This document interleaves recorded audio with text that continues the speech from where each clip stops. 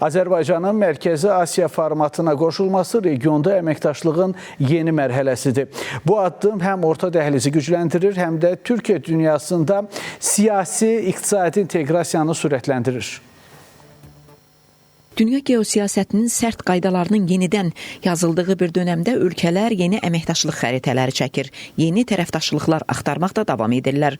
Qlobal güclər arasında rəqabət dərinləşdikcə regionlar arası ittifaqların çəkisi də artır. Xüsusilə Avrasiya məkanında formalaşan yeni platformalar meydana gəlir. Məhz belə bir geopolitik reallıqda Azərbaycan Mərkəzi Asiya formatına qoşulur. Bu həm regionda yeni güc balansı yaradır, həm də Türk dünyasına yeni bir nəfəs verir. Azərbaycan bölgədə, regionda böyük logistik nəqliyyat imkanlarına malikdir.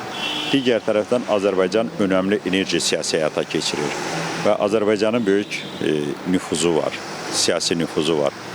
Və bu baxımından Azərbaycanın platformada iştirakı, platformanın həm fəaliyyətini, həm nüfuzunu artırır. Və əsas məsələlərdən biri də təhlükəsizlik məsələsidir.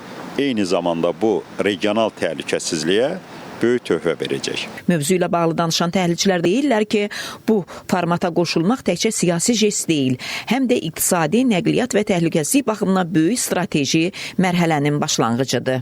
Mərkəzi Asiya ölkələri üzərindən Azərbaycan vasitəsilə daşınan yüklər artıq 1,3 milyon tonu keçibdir və Zəngəzur dəhlizinin çox yaxın gələcəkdə açılması isə bu imkanları daha da genişləndirəcək və 25 milyon ton Xəzər üzərindən yükün keçirilməsi, daşınması, eyni zamanda 15 milyon tondan çoxsa Zəngəzur dəhlizi vasitəsilə yüklərin reallaşdırılacağı proqnozlaşdırılır. Hesab edirəm ki, bu proqnoz özünü doğruldacaq. Azərbaycanın Mərkəzi Asiya formatına qoşulması təkcə bugünün deyil, gələcək 10 illiklərin də strateji xəttidir. Bu addım ölkəmizə həm yeni bazarlar, həm də yeni tərəfdaşlıq modelləri açır. İndi əsas məsələ bu platformanın real layihələrə çevrilməsidir ki, burada isə Azərbaycanın əsas aktor kimi çıxış edəcəyi bir mənalıdır, deyə təhlilçilər qeyd edirlər.